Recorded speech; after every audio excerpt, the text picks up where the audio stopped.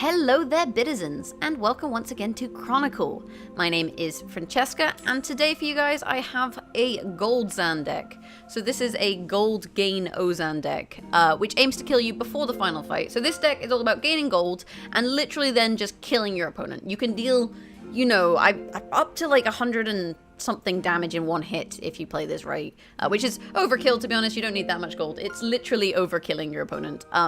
But the way this deck works, like I say, is we gain gold in order to play either Lady Raven, which costs 20 gold, and once you've spent that 20 gold, you deal damage equal to your total gold. So, you know, if you have 50 gold and you play this, you're hitting them for 30. Alternatively, we have Ling the Assassin, deal damage to rival equal to half your gold, remove half your gold. If we have 50 gold, you're hitting for 25. And you're like, but how am I going to end up with 50 gold? Well, I hear you say. This deck has a couple cards that actually double your gold. So once you get to 15 gold, for example, if you double your gold twice, you're now on 60 gold. Like, that's just crazy. So we've got two Amascut Templeguards, which is a default Ozan card. Take 4 damage, double your gold. And we also have Party Hat, which is another gold doubling card. Discard 3 random cards, double your gold. So you want to play this card, you know, the same chapter as Raven and Ling. But we're going to double our gold and then kill our opponent. On top of that, we have a third diamond in this card other than Raven and Party Hat, and that is Yelps. If you have 8 or less gold, double it. So this is a card that helps you get to that 15 gold sweet spot where you can start doubling. And you can start doubling a little bit earlier than 15 gold. You could probably do it like 10 or so, but I find that 15 gold is about the sweet spot. Now, on top of that, we then have, you know, lots of gold gain. So we've got Ali Morrisane here. We have Pyramid Plunder.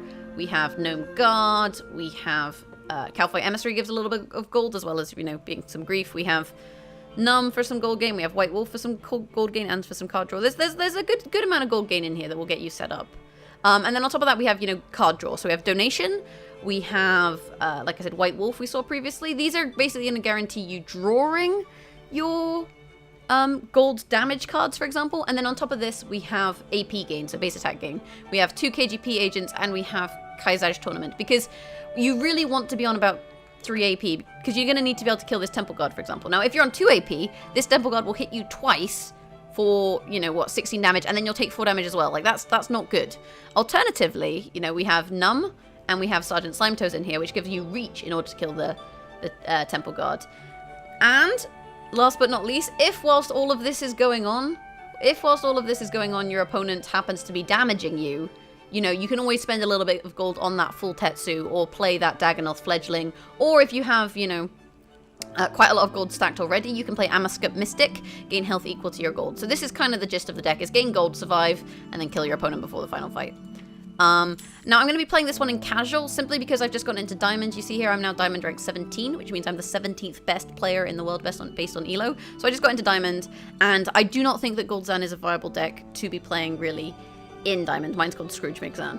I think it works in, you know, gold. You can definitely use Goldzan to climb from gold through to plat. But beyond that, I feel like there's too much aggressive decks at the moment in Diamond that would just kill you before you could get your damage off. Whereas, so we're going to be demonstrating this one in casual. But it's a very, very straightforward deck to play. It doesn't really matter who you play it against. You know, it's pretty decent.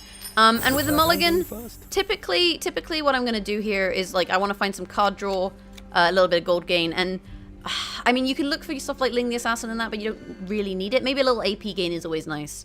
I mean, I'm not going to hold on to Calfoy Emissary because I'm against Ariane. I'm not really going to need weapons, and I don't need my healing early on, so we can just get rid of that, more or less. Okay, you can see we've got our Party Hat here, and this is one of the kind of unfortunate things, is that KGP can be a pain in the ass against this deck, quite honestly. Simply because if it discards your Party Hat, you only have 3 doubling cards in your deck, and you really want to be holding on to them. Whereas if you discard a Raven or a Ling the Assassin, it's okay, because, you know, you can win the game just by playing 1 Lady Raven or 1 Ling the Assassin. It's okay. So we're going to go for a card draw here, and you'll see we found Yelps, and that is actually huge here, because that means we can double. Oh no, we've got slightly too much gold. We can't double. We've got 10 gold, but Yelps is in there just in case, you know, if we need to spend gold on, say, Tetsu right now, we can pay for Tetsu, then double our gold back up to 10, and effectively get a Tetsu off and, you know, survive. This deck does give your opponent a lot of gold. You'll see this card, rival gains 2 gold. This card, rival gains 2 gold. So we're giving her a lot of gold, which can be costly, but ultimately it's the quickest way for us to gain gold. And once we're gaining gold, we can then look to try and, you know, kill your opponent, which is basically what we want to be doing here. So we're not too worried about her having gold. Though it is one of the reasons, again, why this deck is maybe not favored so much in ranked. Because, you know, if you give, say, a Grief Linza, which we've done a deck previously, a lot of gold, she can very easily play her Karam, which is not so fun. So we've got one doubling card there. We've got Tetsu here. What I'm going to do, that'll put me on 13. Play the Tetsu, and then we can play the Yelps. Taking 4 damage is okay here, because we're healing for 14, effectively. And then we'll play some card draw at the end to try and find, you know, that last double card. And then we can look to, like I say, start doubling our gold. And we should end this chapter on 16 gold with a full hand of cards. Which is nice, because we'll draw 3 from donation and 3 at the end of the chapter.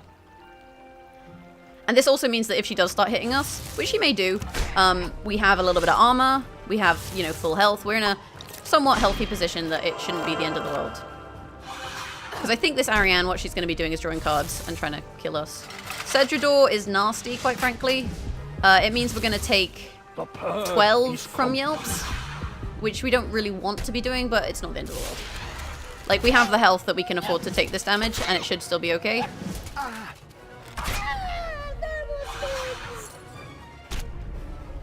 And there's Rollo the Stout. And we'll give her some more gold. See, we've already given her, what, 8 gold this chapter? Or this game, sorry. And she's on 14, which means she would have been on 6 gold if it weren't for us. So, like I say, you do give a lot of gold to your opponent. So if you're mirror matched into a Goldzan, it's literally just a race to get that damage off before, you know, they do something worse, basically. Oh, we got so much AP gain. This is nice. So we can actually go Kaizaj here. I'll give her 1 base attack, but that's fine. Stick the Dagonoth in for a heal. Play the Gnome Guard and the Ali Morrisane, I think. And then we're gaining another 6 gold. And this means we could get away with potentially only doubling once before we go for our kill. The alternative here is we, you know, play donation instead and go for card draw, but I think ultimately we have such a full hand that it's okay. So she's played KGP. And this is why the base attack is not so bad, because I don't want to discard that party hat. I really don't want to discard that party hat, so playing the KGP when you have party hat in hand is really kind of, it's not recommended. And in some ways you should maybe be mulliganing to find the KGP just to get to this 3 base attack kind of spot. But all in all, I think it's fine. Now we're on 19 gold, and we'll be on 22, which means if we double, we'll be on, what, 44 gold, I believe? And then if we double again, we would be on 88 gold, at which point you play Ling the Assassin, they're dead. You play Lady Raven, they're dead. Basically, they kind of end up a bit dead. And it depends how we draw here, whether we're going to go for the kill on this chapter, or whether we're going to wait for one more chapter. And I think we'll probably go for it this chapter, depending on the draw.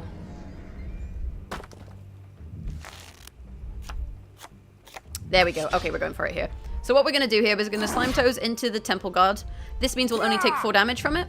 Then we're going to play Party Hat to double our gold again, which will put us on, this will put us on 44, this will put us on 88. And then Ling the Assassin, we do half of our gold in damage, so then we'll do 44 damage to her, which should kill her. And that's basically Goldzan. I mean, we gave her loads of gold, but it doesn't really matter, because now we're just going to kill her. And it's a bit of a pain in the ass deck to play against. A good strategy to counter it is either try and kill them before they kill you. Alternatively, what you can do is you can play a card like Scarface Pete, which causes your opponent to discard cards and try and force them to discard those doubling cards. Because if you can get those out of their hand, then they can't get enough gold to kill you.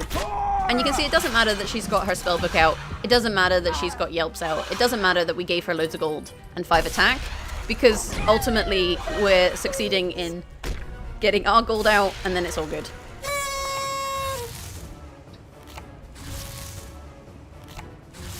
I mean, at this point we're just watching. Oh look, now I have 88 gold. The purge is complete. And you're dead. That's game.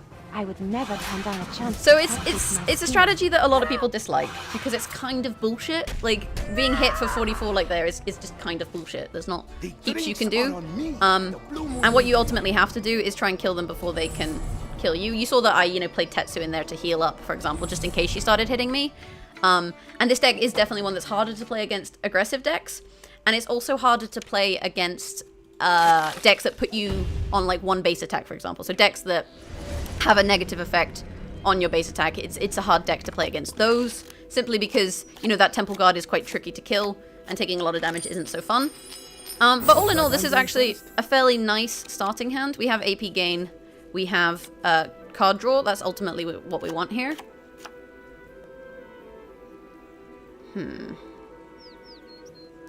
So the question then becomes, do we play KGP Kaizaj White Wolf and risk discarding our Templeguard? Or do we hold off on the KGP but take 3 extra damage? I think we take the extra damage. This is Ozan. I don't really know what he's going to do this chapter, so I'm just going to... I'm tempted to do it, you know. I'm tempted to take the risk. This is the risk. We didn't want to just draw the Templeguard here. But ultimately, I think it's okay. You know what? Stuff it. We'll take the risk and hope that it pays off. And if it doesn't pay off, you know, that's unfortunate, I guess. Discard Calfight. Yes! See, this is what happens when you believe in the heart of the cards, you guys. Discard's the one you want. I mean, I kind of would have discarded the Mystic, ideally, just because then I can use the Calfight if he does equip a weapon. But all in all, this is okay. Nastroth. Okay, so he's gaining base attack. This is a base attack gaining deck. And you can see he's gone actually to try and remove a weapon there with a Calfight. Which we've managed to avoid, which is always nice. I don't have any armor for him to remove either. And then he's gone Ali Morrisane. I'm not entirely sure what kind of deck this Ozan is running. I don't think... It could be Goldzan, actually. It's got the gold gain, it's got the KGB. Actually, this could be a Goldzan mirror. Which we need to then be careful of, because if we double our gold... And we can play Yelps, but if we double, you know, too soon... Like, what we ideally would do here is guard, Ali, Yelps. But if he gives me gold, that's not going to really help. So what we might actually do is that. And then part of me is tempted to actually give him... Play the donation just to get our cards out. Because we've got two gold doubling cards now, right? How can I be of service? Oh, I don't know what to do. Is he going to give me gold? He might. I think we play as if he does, because I think this is also a Goldzan. That's him on 8 gold. So then if we this is where he then plays Yelps. No, he's played Crassian Warrior. I think it's a mirror because he's got card draw in there. He's got gold gain. You know, it wouldn't surprise me if this was the mirror. Yeah, there's the card I was worried about. I was worried he was going to play like a Pyramid Plunder or something early, and that would fuck up my strategy with Yelps.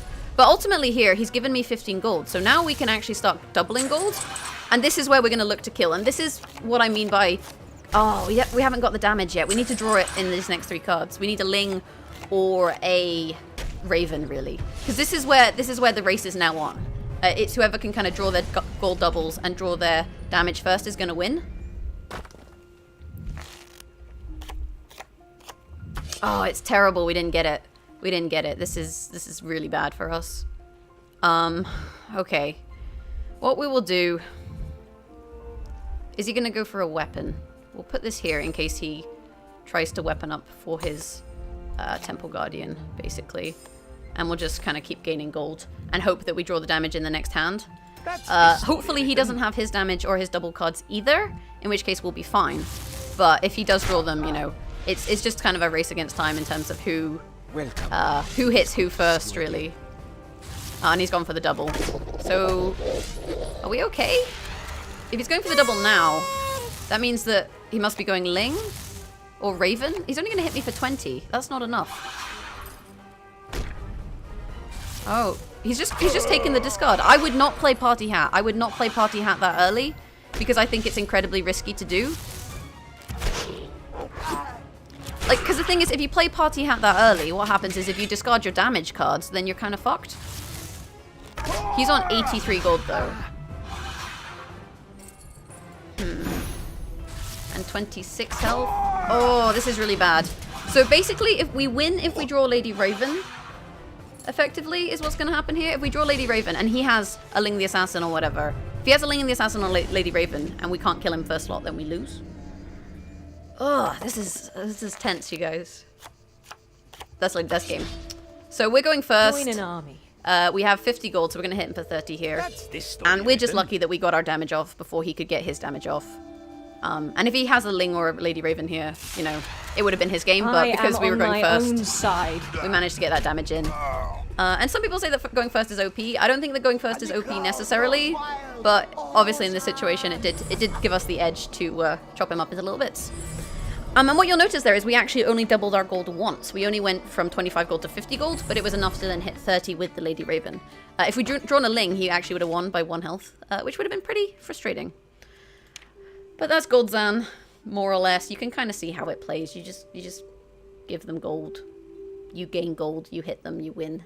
It's a pain in the ass to play against, but honestly, I feel like this is the best way to play it. I mean, in terms of replacements for diamond cards and what have you, you need Lady Raven 100% and you need Party Hat 100%. There are no alternatives for that. If you don't have these cards, I wouldn't bother running Goldzan, because you need the Lady Raven and the 2 Lings to guarantee your draw of your damage, and you need the Party Hat and 2 Temple Guards to guarantee the draw of your doubling.